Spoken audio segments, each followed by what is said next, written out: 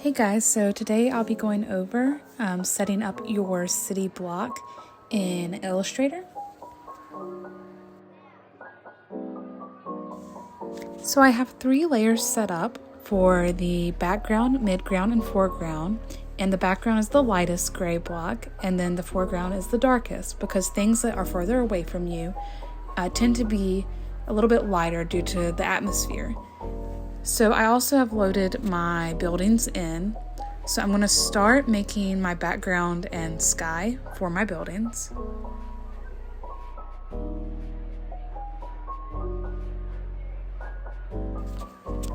Using gradients, I'm going to do a multicolored sky.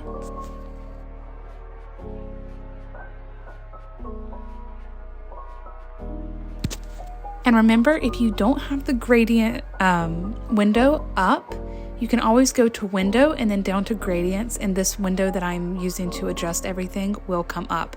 And remember to use the gradient tool to adjust where it's laying on the shape. You can see me doing it here.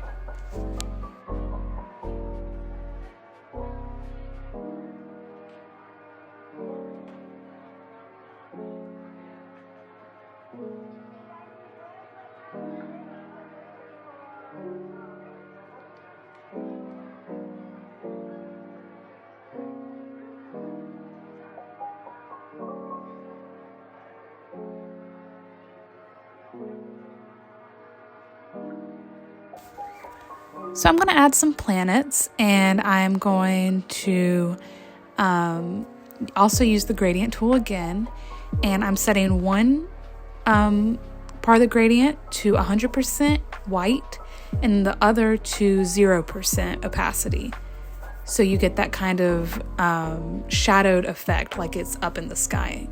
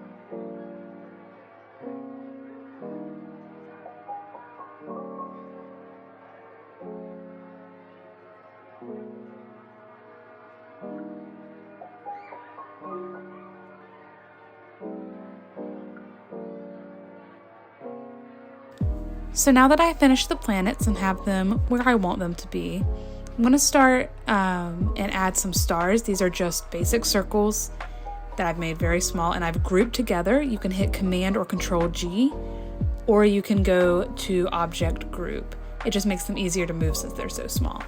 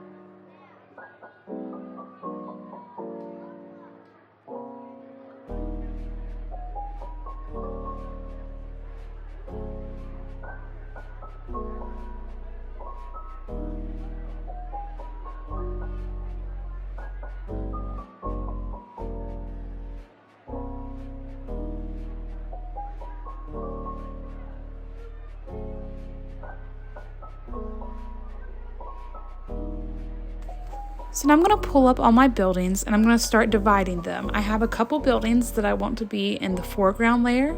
They're more detailed, so I want them to be up closer. And the more simple buildings I want to go in the midground, so they're going to be further away.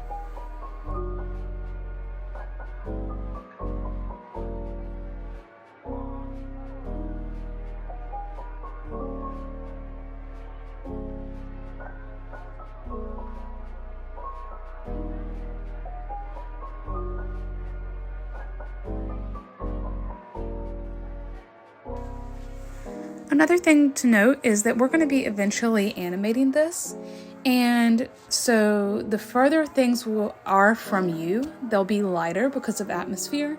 So the things I have in the foreground are very dark, the things in the midground are a little lighter, and then the things in the background are the lightest.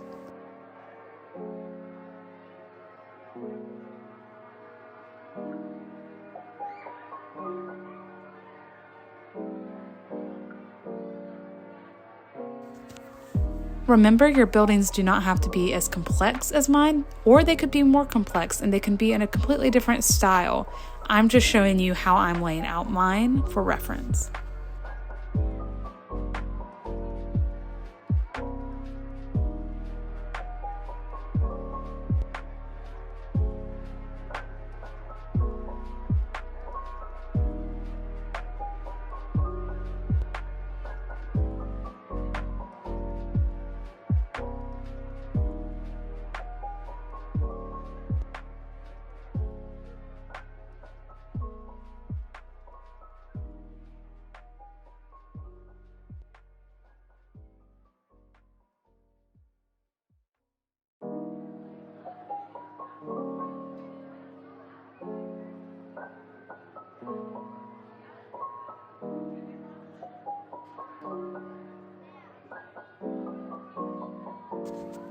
So remember that grouping is a great way to control your workflow in Illustrator. So if you hit Command G while a whole building is selected, the windows will not move independently from that building. So I find grouping things makes it very convenient and easy to move, a group of multiple little shapes around, and I would highly recommend using this.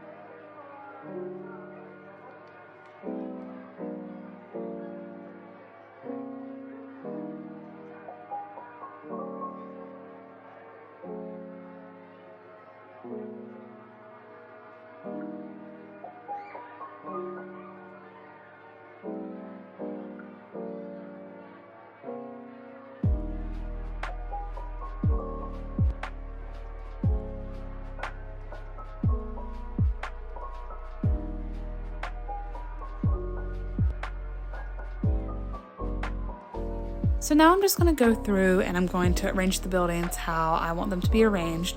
Now we will be taking all these buildings into After Effects later on, and then that's part of this assignment. So you want to make sure that everything looks fine on its own. So the stars need to be visible even if they're behind a building. So when that building moves, the stars behind it will be revealed. And that you need to fill everything with these layers so when they move, the thing behind them does not cut off.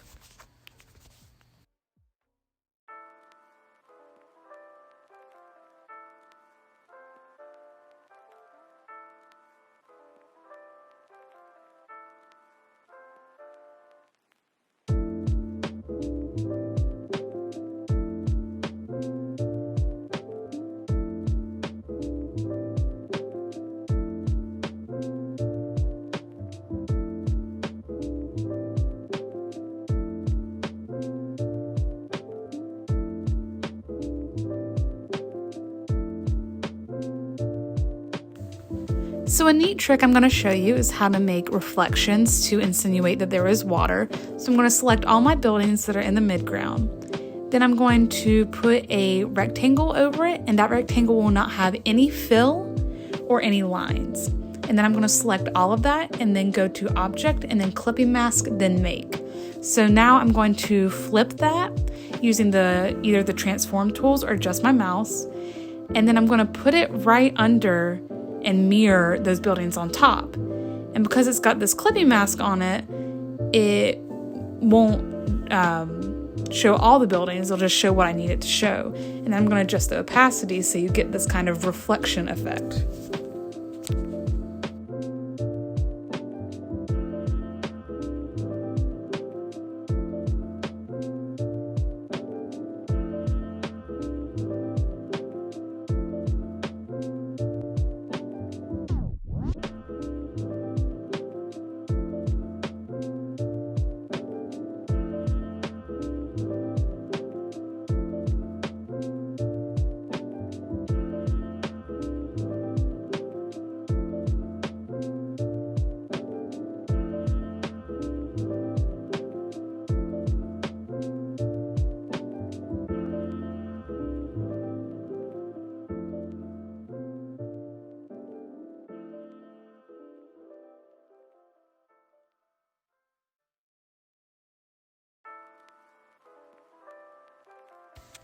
So now I'm just going to go over some of the things that we talked about in my last video, but that I just want to reiterate. So remember, using the Pathfinder tool is a great way to combine shapes and then cut them out. So here I'm going to use them to combine parts of this light pole that I'm making. And remember, if you don't see your Pathfinder window, you can always go to Window and then to Pathfinder, and it'll bring that little tab window up. My workspace is just perfect for my workflow, but you can change yours to be however you wish.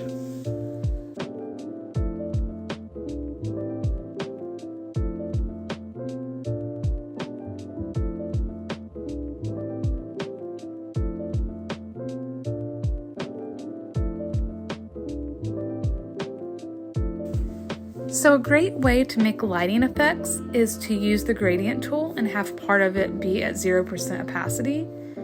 So you can see here that I'm going to create the effect that this is a lamp by having it be less opaque at the top and then completely transparent at the bottom.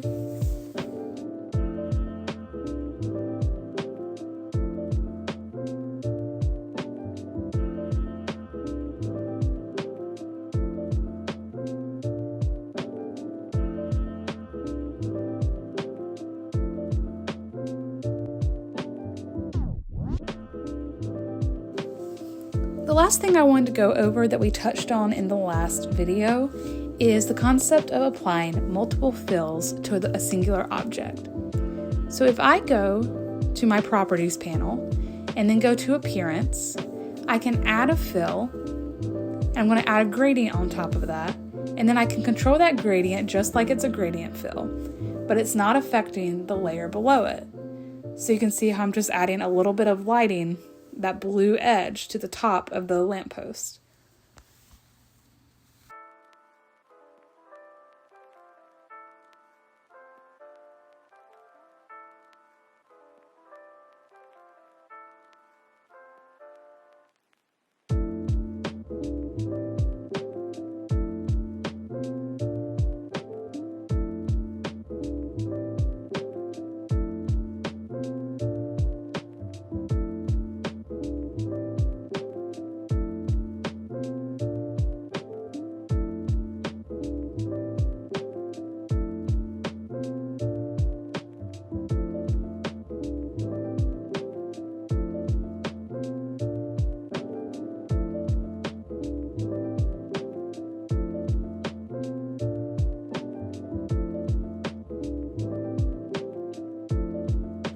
You can also use the radial gradient effect, which you can see under the gradient tools. It says type.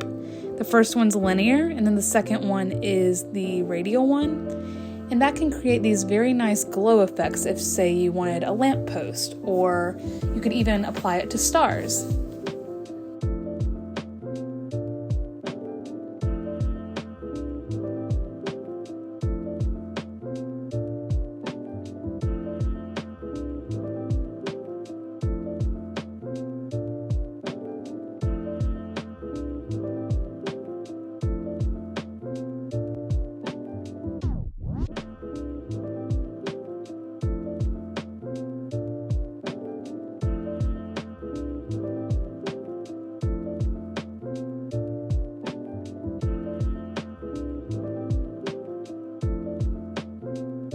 So I'm going to put those tiny lampposts in the midground on these kind of like bridges I've made. And then I'm going to duplicate them and then have them reflect as well. So I really get the illusion that there is water.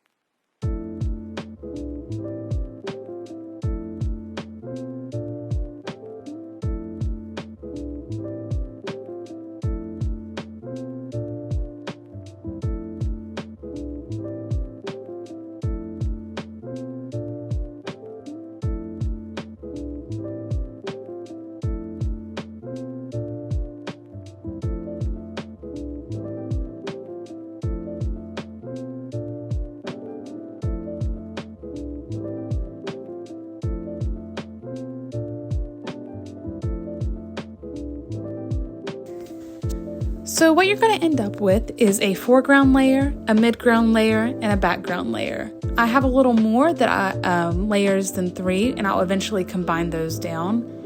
And I also got rid of those example layers I had in the beginning.